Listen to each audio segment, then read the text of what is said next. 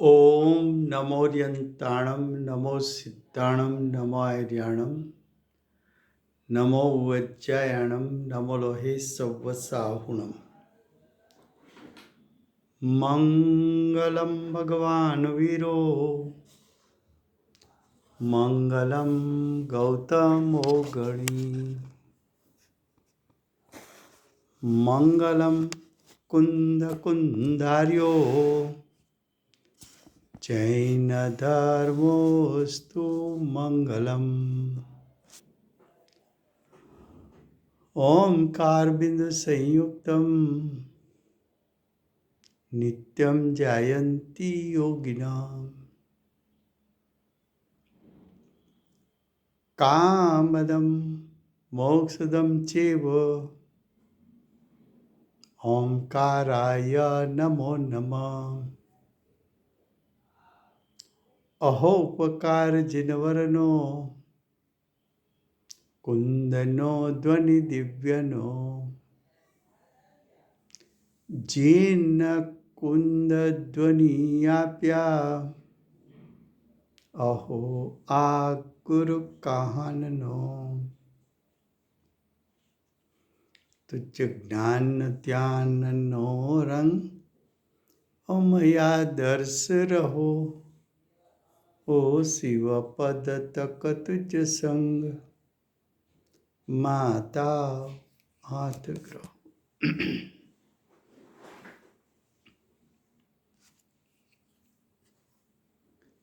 आज समयसार नाम का परम अध्यात्म ग्रंथ है। भगवत कुंकुंदाचार्य देव ने मांगलिक करके प्रतिज्ञा की।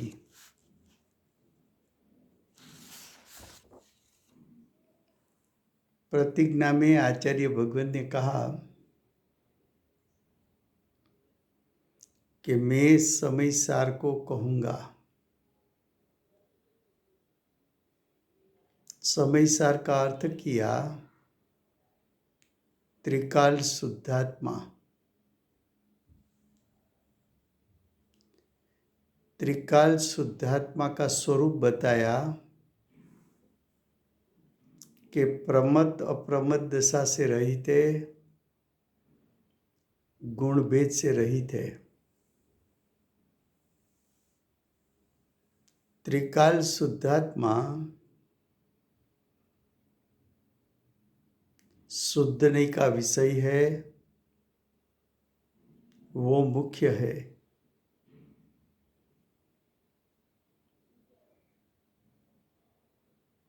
व्यवहारने का विषय भेद है, गुण भेद है, पर्याय भेद है, वो गुण है।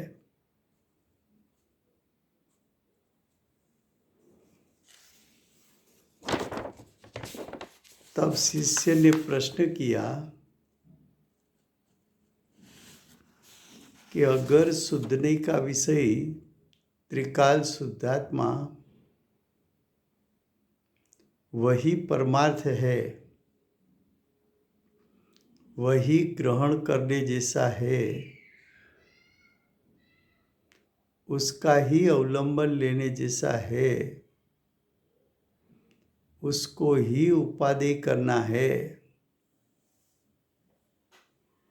तो आचार्य भगवंत को सिर्फ परमार्थ का उपदेश करना चाहिए, अर्थात शुद्ध नहीं के विषयभूत सिर्फ त्रिकाल शुद्धात्मा का स्वरूप दिखाना चाहिए। व्यवहार का स्वरूप क्यों दिखा रहे हैं? व्यवहार का विषय भेद है, उसका तो अवलंबन नहीं लेने का है, उसका ध्यान नहीं करने का है। तो आपको तो सिर्फ शुद्धने के विषयभूत त्रिकाल शुद्धात्मा का ही उपदेश करना चाहिए? ऐसा शिष्य ने प्रश्न किया है। तो उत्तर उसका चलता है गाथा 8, उसकी टीका चलती है।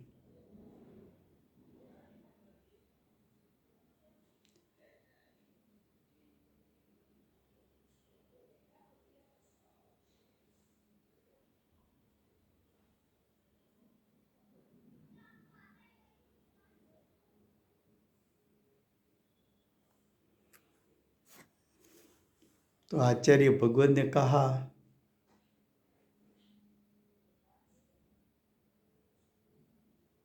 कि उपादेय तो त्रिकाल शुद्धात्मा है,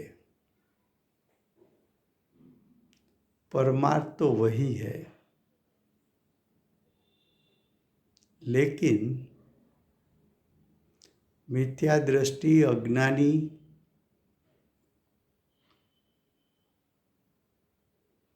डायरेक्ट अभेद का स्वरूप समझ नहीं सकता है, इसलिए व्यवहार यानी भेद से वस्तु का स्वरूप समझाया जाता है।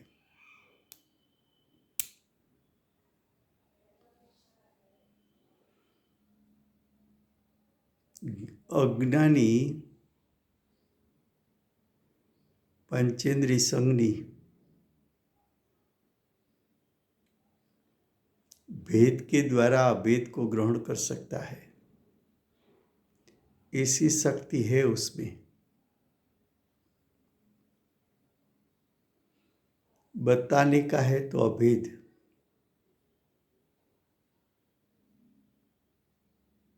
लेकिन अभेद डायरेक्ट अज्ञानी को समझ में नहीं आता।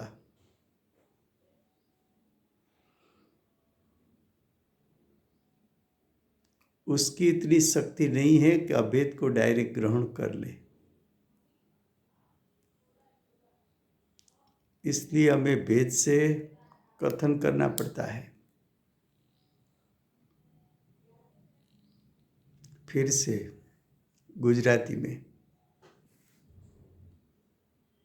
8મી ગાથામાં આચાર્ય ભગવંતે શું કહેવું છે?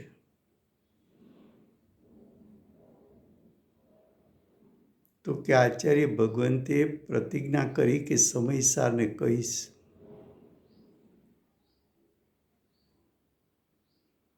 સમયસારનો અર્થ કર્યો આત્માનો ત્રિકાળ શુદ્ધ સ્વભાવ।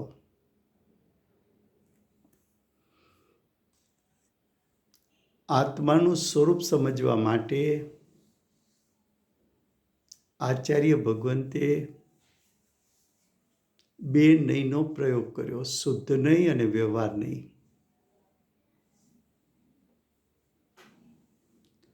શુદ્ધ નહીંનો વિષય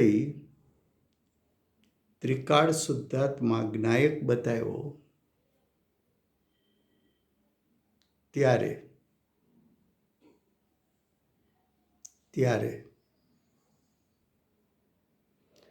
આચાર્ય ભગવંતે એમ કહ્યું કે શુદ્ધ નહીંના વિષયભૂત ત્રિકાળ શુદ્ધાત્મા ગ્રહણ કરવા જેવો છે, એનું ધ્યાન કરવા જેવું છે, એ ઉપાદેય છે, એ મુખ્ય છે। એનું ધ્યાન કર્યા વગર પર્યાયમાં શુદ્ધતા પ્રગટતી નથી। તો શુદ્ધ નહીંનો વિષય છે, એનું આટલું બધું શુદ્ધ નહીંના વિષયભૂત ત્રિકાલ શુદ્ધાત્માનું સ્વરૂપ, એનો આટલો બધો મહિમા કર્યો અને સાથે એમ પણ કહ્યું કે ત્રિકાળ શુદ્ધાત્મામાં પર્યાયના ભેદો નથી, ગુણભેદો નથી. તો શિષ્યે પ્રશ્ન ઉઠાવ્યો કે જો ત્રિકાળ શુદ્ધાત્મામાં ભેદ નથી, ગુણભેદ નથી, પર્યાયભેદ નથી, ગુણભેદ પર્યાયભેદને તો તમે વ્યવહારનીનો વિષય કહો છો, એને ગૌણ કરવાનું કહો છો, એની મહત્તા નથી એમ કહો છો, તો શિષ્યે પ્રશ્ન એમ કર્યો, તો પછી વ્યવહારનીનો વિષય બતાવ્યો જ કેમ? બતાવવાની જરૂર ક્યાં છે? એના ઉત્તર રૂપે 8મી ગાથા ચાલે છે. 8મી ગાથાની ટીકા, એનો પ્રથમ પેરેગ્રાફ પાછળના પેજ ઉપર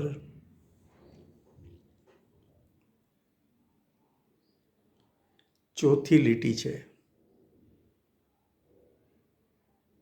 4th લાइन. तो आत्मा शब्द कहने वाले स्वयं ही व्यवहार मार्ग में रहकर, व्यवहार मार्ग का अर्थ है भेद में रहकर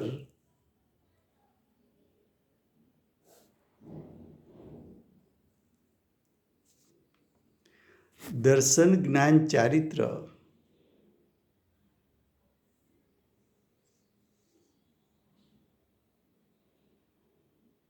जो हमेश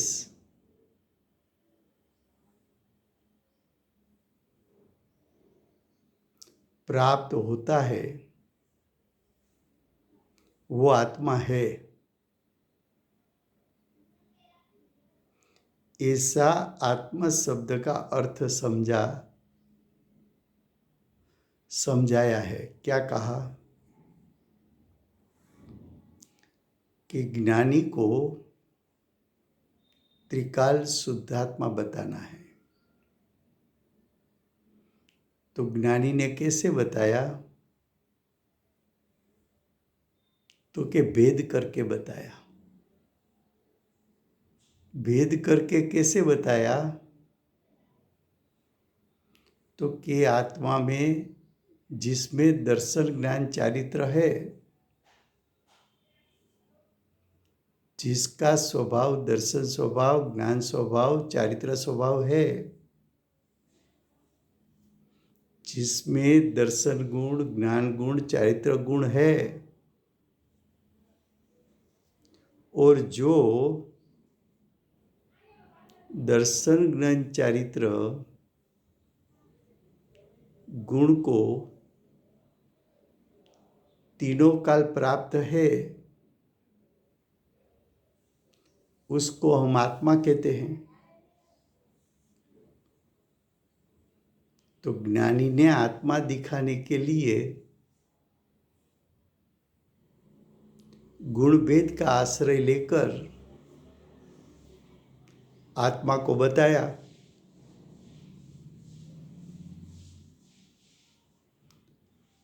आत्मा शब्द का अर्थ क्या किया? तो कि जिसमें ज्ञान दर्शन चारित्र गुण है वो आत्मा है. जैसे आप लौकिक व्यवहारिक जीवन में रूपी पदार्थ को कैसे पहचानते हैं?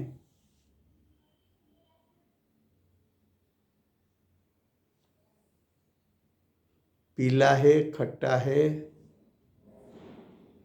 नींबू है.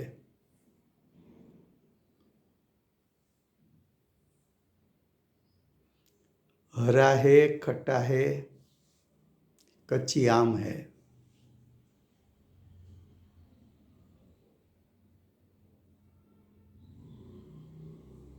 चमकीला है, वजनदार है, सोना है। तो रूपी पदार्थ को आपने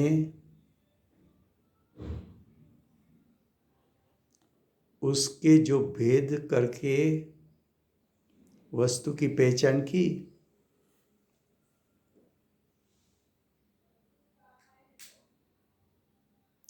और ऐसे भेद वस्तु में तो अभेद है, तो भेद के माध्यम से आप अभेद तक पहुंच गए। जब आपने अभेद वस्तु को ग्रहण किया तब भेद के विकल्प को छोड़ दिया।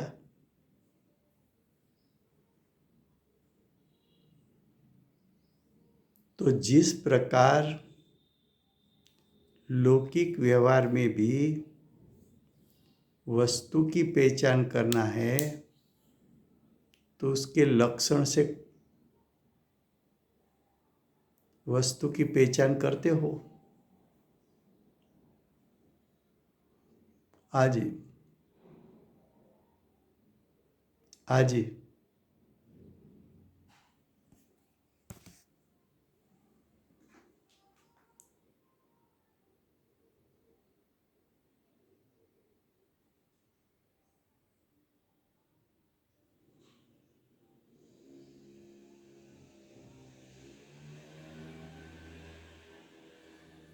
कोई क्वेश्चन करतो तू?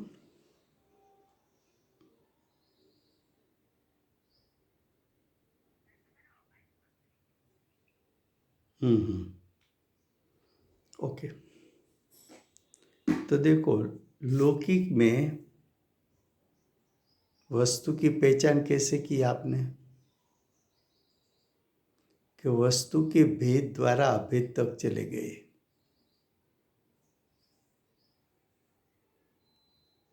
तो डायरेक्ट आपको अभेद का ज्ञान नहीं है,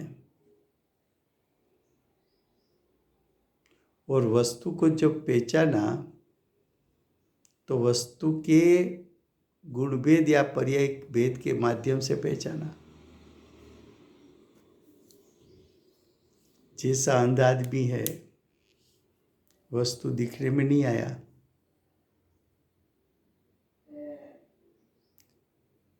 मीठा स्वाद आया,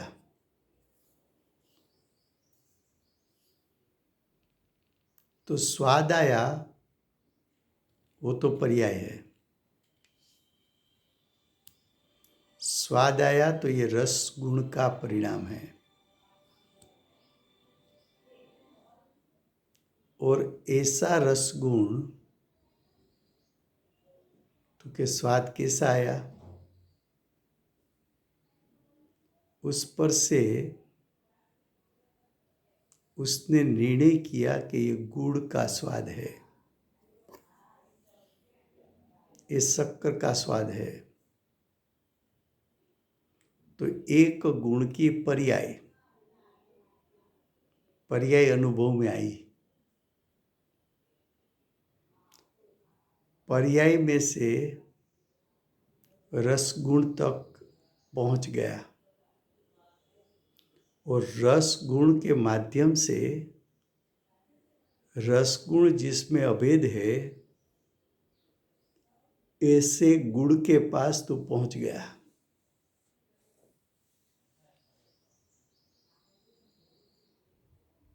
लेकिन रसगुण का आस्वाद आया, वहां रुका नहीं। उसके पीछे क्या है वहां तर्क लंबाया। तो स्वाद है तो रसगुण का कार्य है।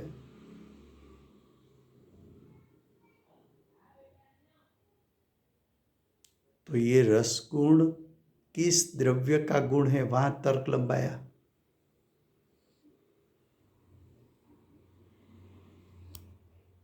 तो पर्याय भेद के द्वारा तू अभेद तक पहुंच गया।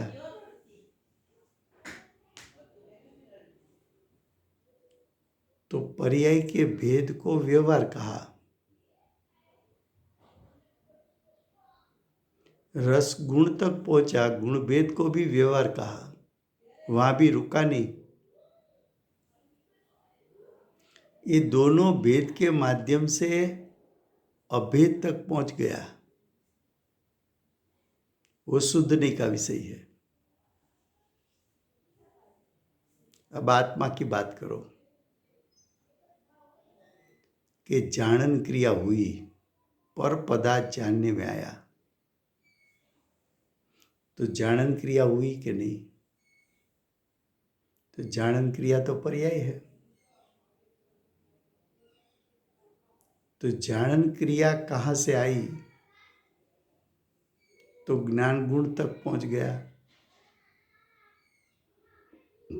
ये ज्ञान गुण की सत्ता में अभेद है, तो ज्ञायक तक पहुंच गया। लेकिन हम अज्ञानी जानन क्रिया को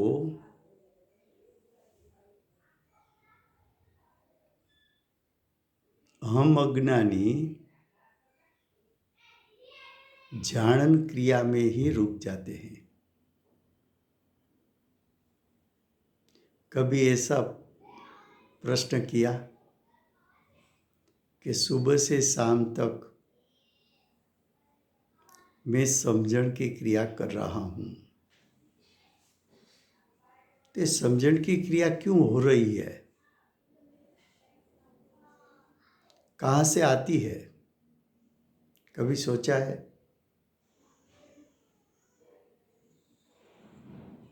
तो तू भेद में रुका हुआ है, जानन क्रिया में रुका हुआ है। जानन क्रिया किसकी क्रिया है? ज्ञान गुण की क्रिया है। ज्ञान गुण कहाँ है? तो क्या आत्मा की सत्ता में अभेद है? आत्मा के पूरे भाग में ज्ञान गुण व्यापा हुआ है। आत्मा और ज्ञान गुण के बीच में कैसा संबंध है? तो कि आत्मा अभेद है, उसका भेद एक ज्ञान गुण है। वो अभेद का भेद है, तो वो भेद मुझे अभेद तक ले जाएगा, ऐसी समझण करके अभेद को ग्रहण करने के लिए तूने आज तक प्रयत्न नहीं किया।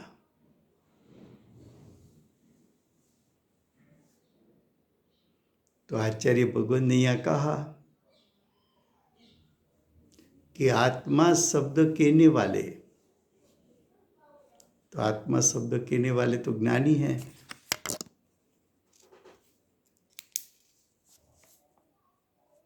आत्मा शब्द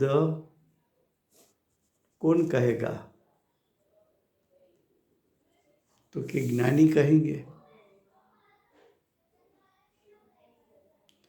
तो ज्ञानी ने स्वयं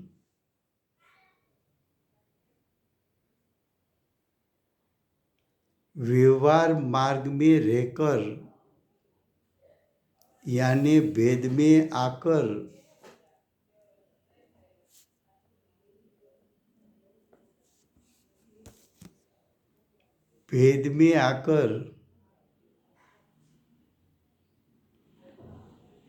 दर्शन ज्ञान चारित्र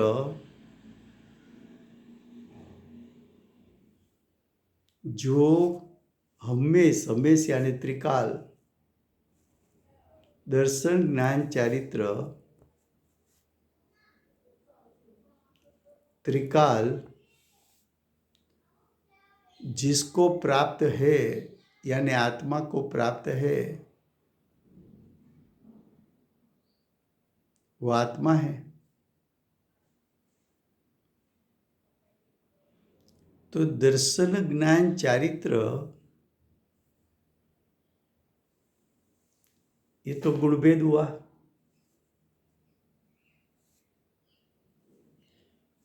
ऐसे गुण तो आत्मा के गुण है।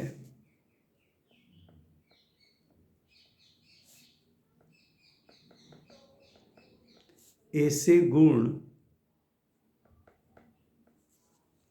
तो आत्मा के गुण है और आत्मा में अभेद है।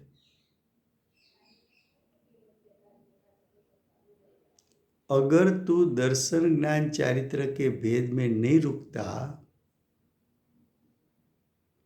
तो दर्शन ज्ञान चारित्र तुझे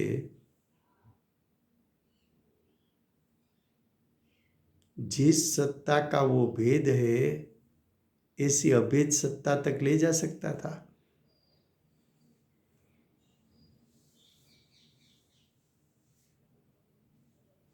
तो ज्ञानी ने आत्मा शब्द का अर्थ समझाया। आत्मा, ज्ञानी आत्मा बोला और तूने ज्ञायक ग्रहण कर लिया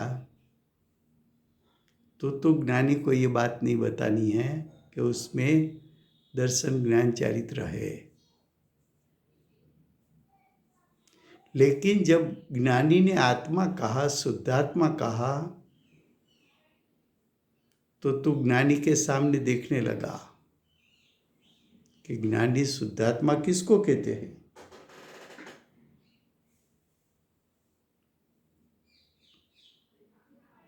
तो ज्ञानी ने स्पष्टता की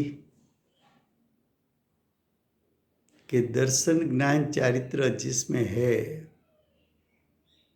यानी जिसमें अभेद है,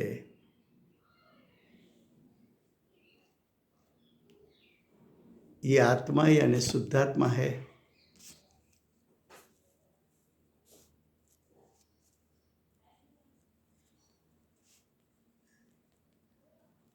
जब ये बात समझ में आई तो शिष्य खुश हो गया। दर्शन ज्ञान चारित्र के भेद को छोड़कर अभेद आत्मा को ग्रहण कर लिया।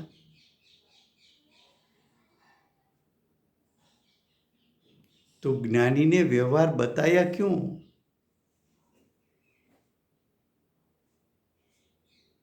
तो कि वही व्यवहार परमार्थ का प्रतिपादक है।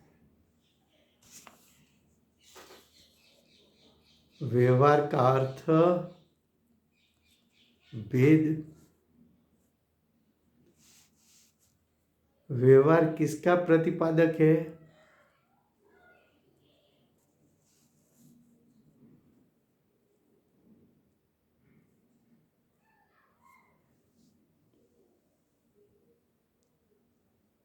तो कि व्यवहार परमार्थ का प्रतिपादक है। परमार्थ क्या है? तो कि शुद्ध नहीं के विषयभूत आत्मा का त्रिकाल शुद्ध स्वभाव।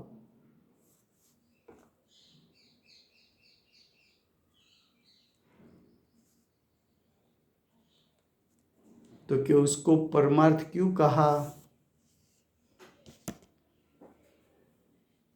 तो कि वो अभेद है इसलिए परमार्थ कहा। वो ध्यान का विषय है इसलिए परमार्थ कहा। उसका श्रद्धा ज्ञान करने से सम्यक दर्शन सम्यक ज्ञान प्रकटता है इसलिए उसको परमार्थ कहा। उसको परमार्थ इसलिए कहा कि वो परिपूर्ण शक्ति रूप सामर्थ्य का पिंड है, ज्ञान आनंद का पिंड है।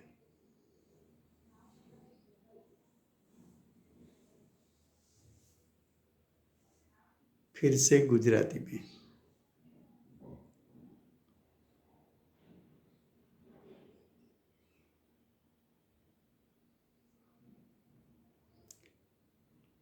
આ ગાથામાં વ્યવહાર પરમાર્થનો પ્રતિપાદક છે એ દિશામાં લઈ જવું છે।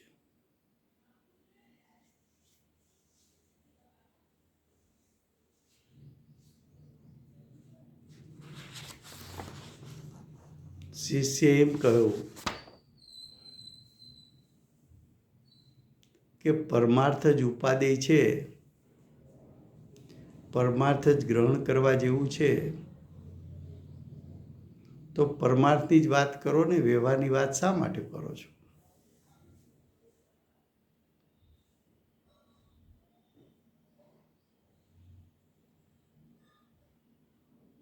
તો અહીંયા કહ્યું કે આત્મા શબ્દ કહેનાર એટલે કે જ્ઞાની, જ્ઞાની પોતે જ વ્યવહાર માર્ગમાં રહીને એટલે ભેદમાં રહીને કયા ભેદમાં રહ્યા? તો કે જે અભેદનો ભેદ હતો. આત્મા અભેદ છે, એનો ભેદ કયો? તો કે દર્શન જ્ઞાન ચારિત્ર. આવો ભેદ ક્યારે હોય? તો કે ત્રણેકાર પ્રતિ સમય હોય. તો જ્ઞાનીએ આત્મા શબ્દ પ્રયોગ કર્યો તો અજ્ઞાની સમજી ન શક્યો કે આત્મા કોને કહેવો.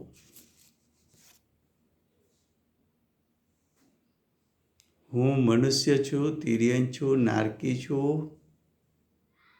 એવું તો સાંભળ્યું છે. હું ડૉક્ટર છું, વકીલ છું,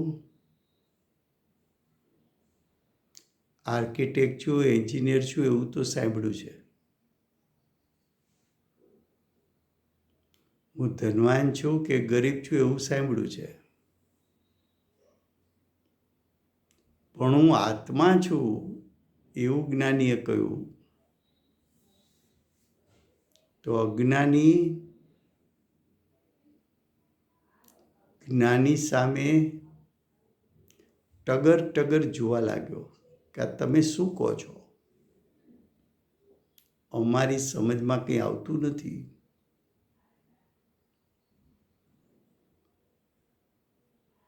અભેદ આત્માને જાણી શકે સીધું એવી અજ્ઞાનીની શક્તિ નથી.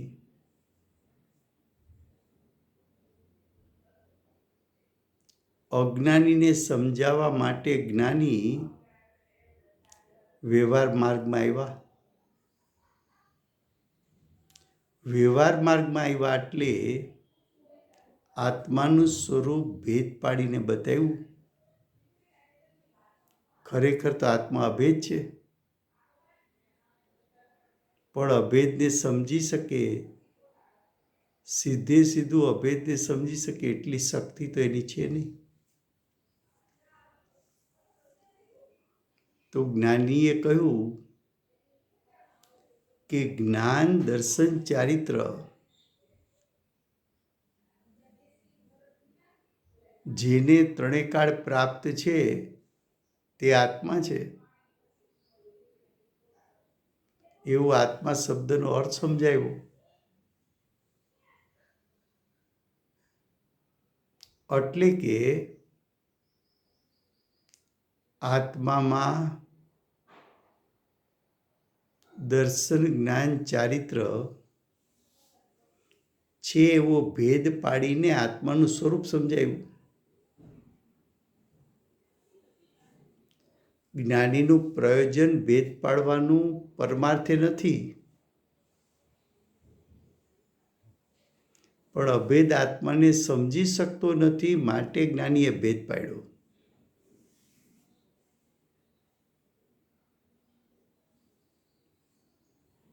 પહેલા એકવાર કહ્યું હતું ને કે ગુરુદેવ આત્મા શબ્દ બોલે અને આપણે આત્મા શબ્દ બોલીએ, એમાં શું અંતર છે? તો કે ગુરુદેવે આત્મા અનુભવમાં લીધો છે, અભેદ આત્મા અનુભવમાં લીધો છે. તો આત્મા શબ્દ બોલે તો એના જ્ઞાનમાં આત્માનું સ્વરૂપ ઝળકી ઉઠે છે, જણાઈ જાય છે. પણ આપણે આત્મા શબ્દ બોલીએ તો આપણા જ્ઞાનમાં કાંઈ ઉઠતું નથી. કેમ? કે આપણે આત્માનો અનુભવ કર્યો નથી.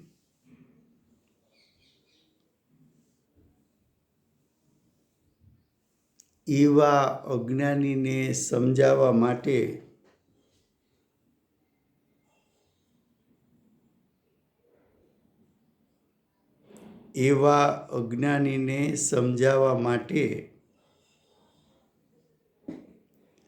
જ્ઞાનીએ સવિકલ્પ દશામાં આવીને ભેદ પાડીને આત્માનું સ્વરૂપ સમજાવવું પડે છે.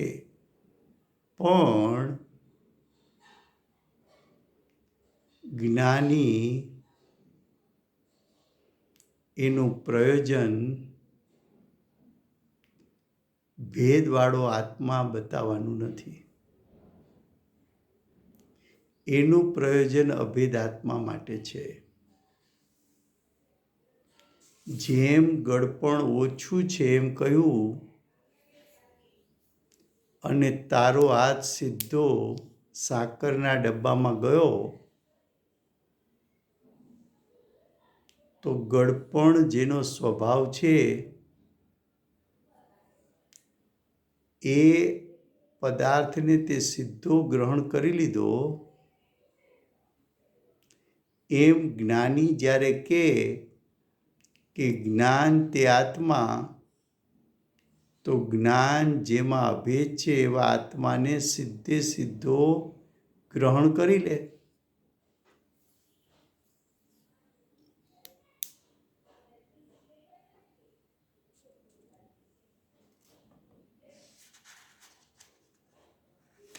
બતાવવું છે પરમાર્થ, પણ પરમાર્થ બતાવવા માટે ભલે ભેદ પાડ્યો, પણ એ ભેદમાં રોકાવા માટે ભેદ નથી પાડ્યો. ભેદ દ્વારા અભેદને ગ્રહણ કરવા માટે ભેદ પાડ્યો છે. આ વાત ભૂલી જઈશ તો અનર્થ થઈ જશે. આખા સમયસારમાં જ્યાં જ્યાં જ્ઞાની એમ કહે કે જ્ઞાન તે આત્મા, તો જ્ઞાનના પરિણામ કે જ્ઞાન ગુણના ભેદ પાસે રોકાતો નહીં. તને જ્ઞાન તે આત્મા કહી અને જ્ઞાન નથી બતાવવું, જ્ઞાયક બતાવો છે. તો આત્માની અનુભૂતિ થશે. હવે आगे कहते हैं, तब, तब का अर्थ है जब ज्ञानी गुरु ने बताया कि दर्शन ज्ञान चारित्र जिसमें प्राप्त है वो आत्मा है, तब तुरंत ही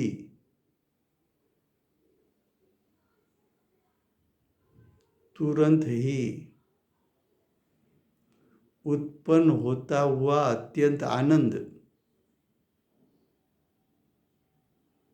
जिसके हृदय में सुंदर ज्ञान तरंग उछलते हैं,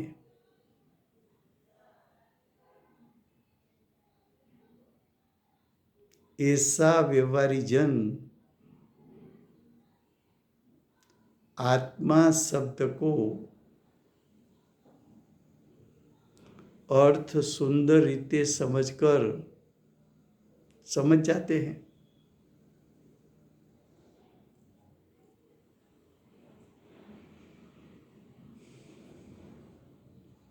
क्या कहा?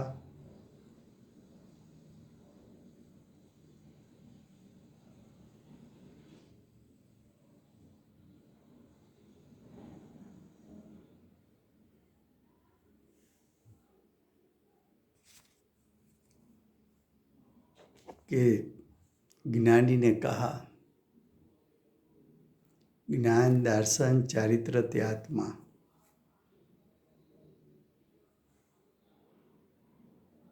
ऐसा बोध दिया, उपदेश दिया। तब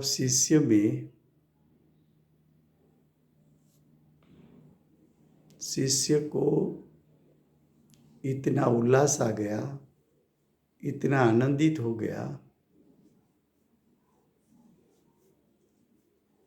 कि वो बात समझ गया कि जिसमें ज्ञान स्वभाव है उसको आत्मा कहा।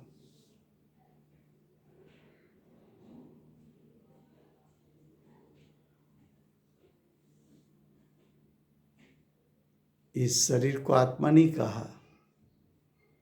जिसमें ज्ञान स्वभाव है वो आत्मा है।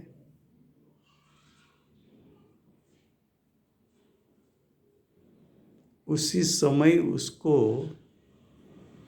जीव और शरीर के बीच में भेद रूप श्रद्धा और ज्ञान हो गया। शरीर में ज्ञान स्वभाव नहीं, आत्मा में ज्ञान स्वभाव है। समझण का कार्य आत्मा करता है, शरीर नहीं करेगा। तो शरीर का स्वभाव आत्मा का स्वभाव भिन्न भिन्न है। ज्ञान आत्मा का लक्षण है, ज्ञान शरीर का लक्षण नहीं है। आज तक ऐसा मानता था कि 5 इंद्रिय जानने का कार्य कर रही है।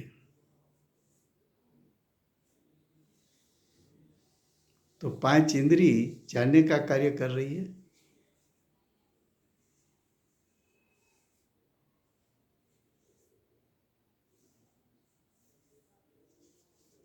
पांच इंद्रिय जानने का कार्य कर रही है।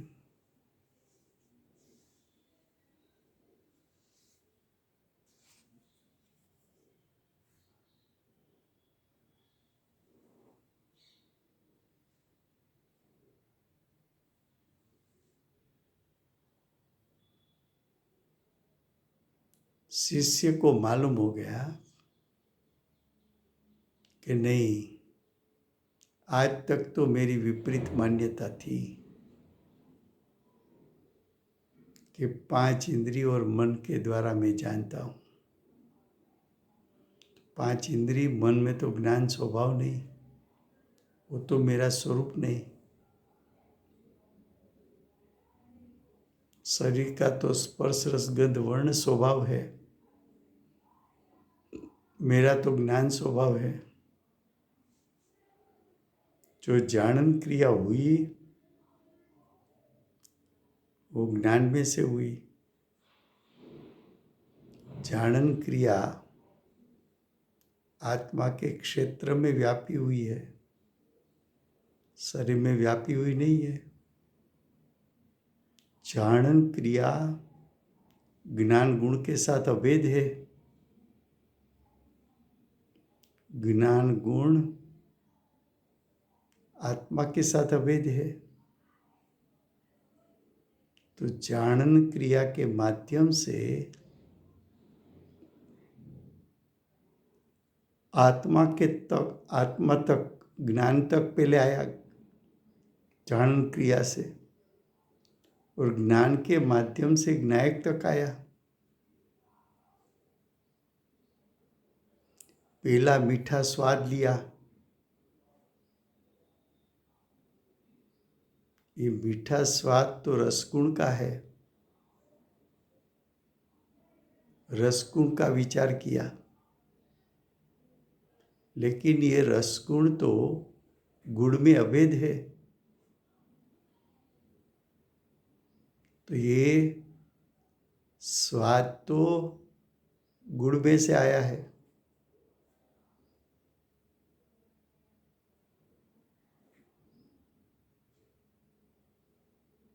सूर्य का प्रकाश विश्व को प्रकाशित करता है, लेकिन सूर्य के प्रकाश में कौन प्रकाशित हुआ?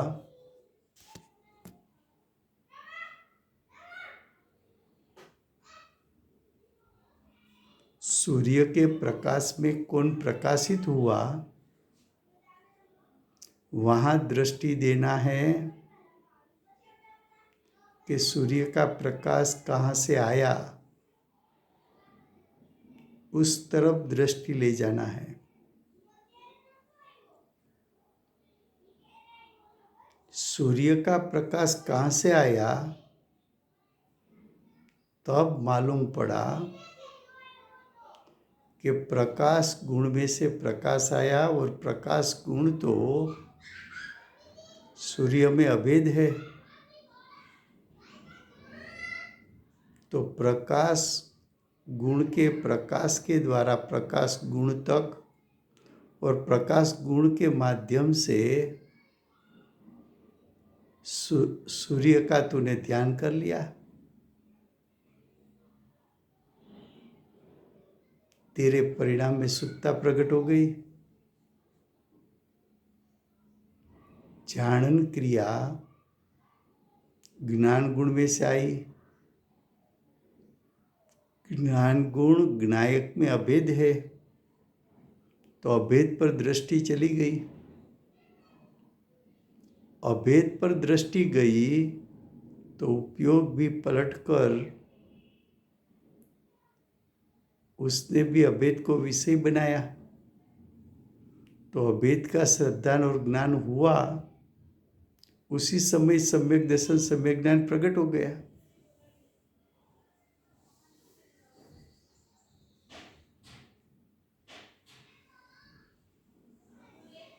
तो व्यवहारी जन को आत्मा का अर्थ सुंदर रीत से समझ में आ गया।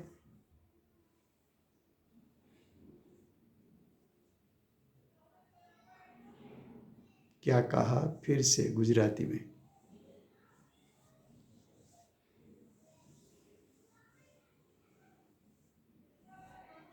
સૂર્યનો પ્રકાશ કોને પ્રકાશિત કરે છે, એ તરફ દ્રષ્ટિ કરીશ તો વિશ્વના પદાર્થો તરફ નજર પડશે।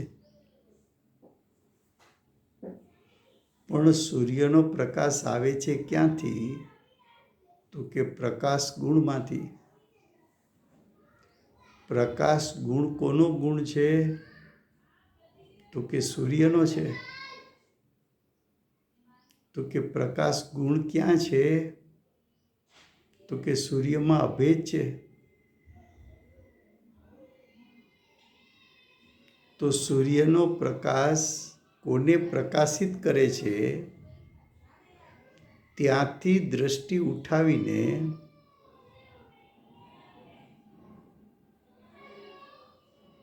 એ સૂર્યનો પ્રકાશ ક્યાંથી આવ્યો ત્યાં નજર કરી તો પ્રકાશ ગુણનો મહિમા આવ્યો। પણ પ્રકાશ ગુણ ક્યાં છે? તો કે સૂર્યમાં અભેદ છે ને એવા તો એનામાં અનંત ગુણ છે।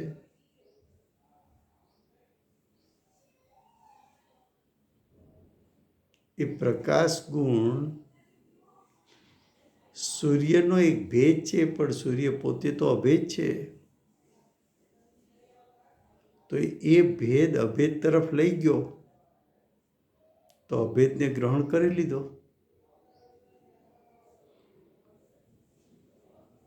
જ્ઞાનની પર્યાયમાં શું જણાણું? તારી દ્રષ્ટિ જ્ઞેયો તરફ જાય છે।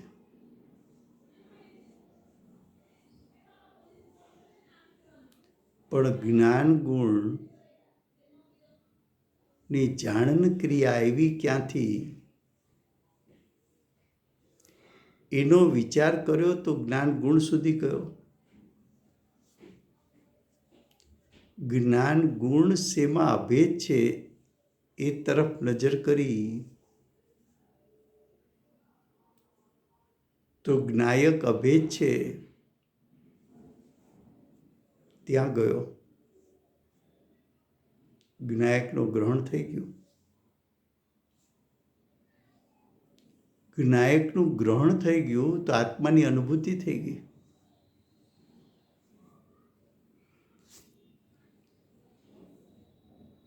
જાણન ક્રિયા ત્યાંથી જ્ઞાન ગુણ, ને જ્ઞાન ગુણથી જ્ઞાયક સુધી, તો જ્ઞાયક ઉપર દ્રષ્ટિ પડી, ઉપયોગ પણ બહારથી સંકેલાઈને જ્ઞાયકને વિષય બનાવ્યો, તો દ્રષ્ટિને કારણે જ્ઞાયક પ્રતીતમાં આવ્યો એટલે સમ્યક દર્શન થયું. ઉપયોગ જ્ઞાયક સન્મુખ થયો,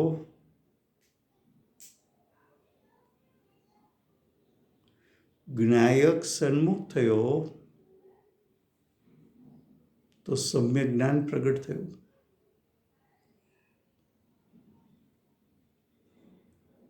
તો દ્રષ્ટિ અને ઉપયોગે પરમાર્થ એવા જ્ઞાયકને ગ્રહણ કરી લીધો. જો તારે પરમાર્થને જાણવો હોય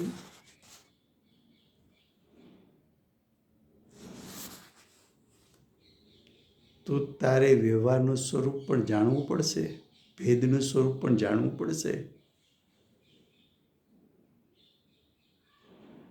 ભેદમાં રોકાવાનો તને ઉપદેશ નથી,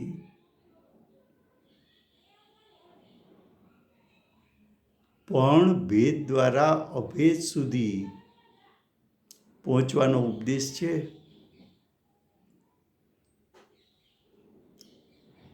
अब आगे कहते इस प्रकार जगत म्लेच्छ के स्थान पर होने से और व्यवहार नहीं भी म्लेच्छ भाषा के स्थान पर होने के कारण परमार्थ का प्रतिपादक होने से व्यवहार नहीं का स्थापन करने योग्य है. व्यवहार नहीं परमार्थ को दिखाने वाली है, इतनी महिमा व्यवहार की है, व्यवहार का ध्यान नहीं करने का है.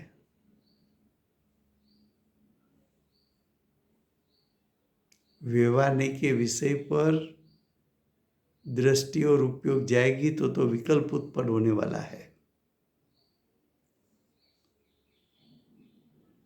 लेकिन व्यवहार नहीं के विषय भेद का महिमा इसलिए किया कि वो अभेद को दिखाने वाला है.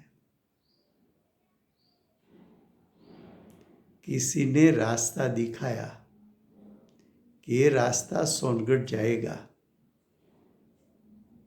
तो दिखाने वाले का आभार माना कि वो मुझे सोनगढ़ की दिशा पर ले गया. भेद का आभार माना, वो अभेद तक ले गया.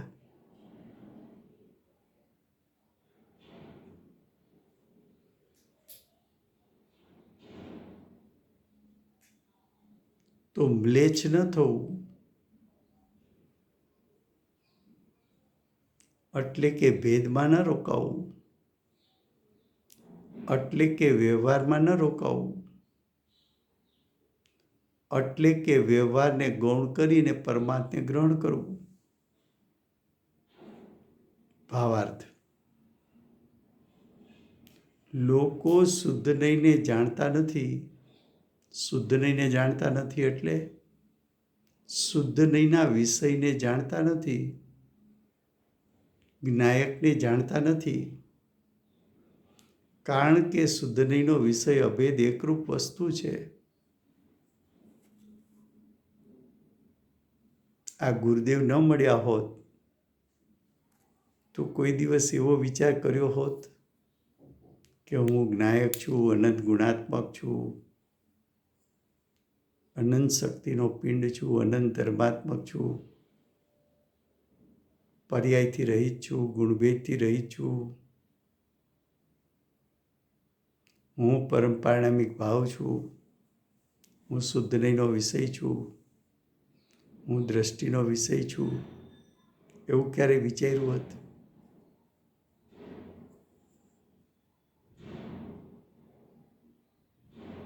તો કે છે લોકો શુદ્ધ નહીંને જાણતા નથી, કારણ કે શુદ્ધ નહીંનો વિષય અભેદ એકરૂપ વસ્તુ છે. તેઓ અશુદ્ધ નહીંને જ જાણે છે. વ્યવહાર નહીંનું બીજું નામ અશુદ્ધ નહીં અહીંયા કેવું છે. અશુદ્ધ નહીં જાણે છે, અશુદ્ધ નહીંને જાણે છે એટલે અશુદ્ધ નહીંના વિષયને જાણે છે. અશુદ્ધ નહીંના વિષયને જાણે છે એટલે વ્યવહાર નહીંના વિષયને જાણે છે. વ્યવહાર નહીંના વિષયને જાણે છે એટલે ભેદને જાણે છે. ભેદને જાણે છે એટલે ગુણભેદ અને પર્યાય ભેદને જાણે છે. કેમ કે તેનો વિષય ભેદરૂપ અનેક પ્રકાર છે. વ્યવહારનીનો વિષય ભેદરૂપ અને એના પ્રકાર અનેક એટલે અનંત છે. તેથી તેઓ વ્યવહાર દ્વારા જ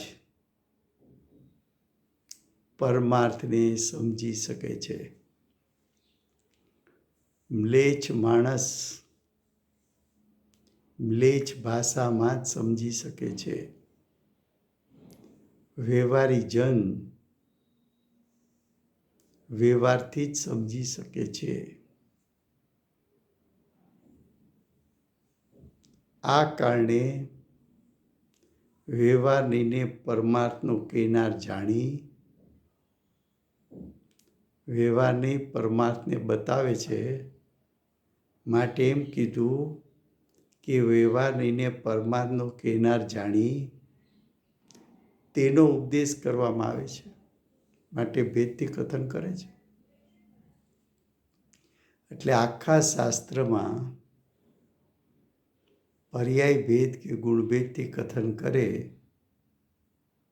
ત્યારે સમજવું કે વ્યવહારનું કથન છે. પછી એમ સમજવું કે ગુણભેદ પર્યાય ભેદને ગૌણ કરવાના છે.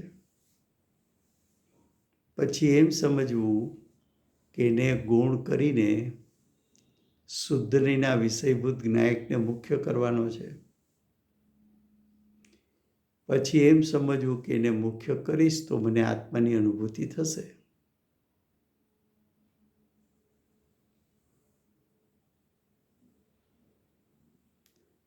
અહીં એમ ન સમજવું કે વ્યવહારનું આલંબન કરાવે છે.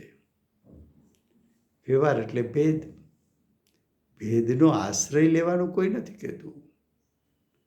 ભેદનું ધ્યાન કરવાનું કોઈ નથી કહેતું. અહીં તો વ્યવહારનું આલંબન છોડાવી એટલે ભેદનું આલંબન છોડાવી પરમાર્થે પહોંચાડે છે એટલે અભેદ સુધી પહોંચાડે છે.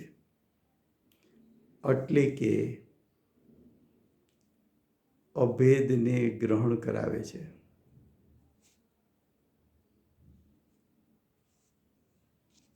એમ સમજવું.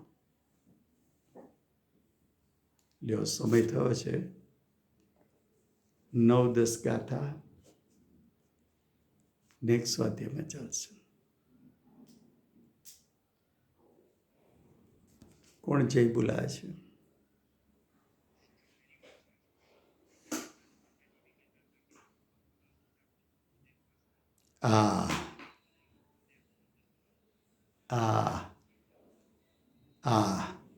સાચી વાત છે.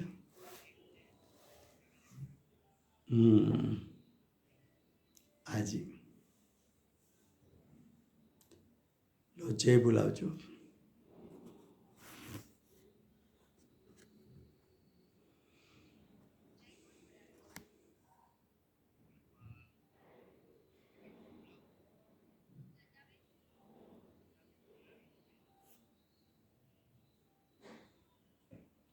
ગુરુદેવનો જય.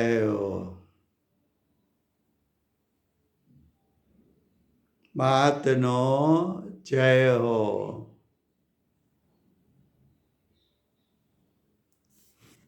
जय हो।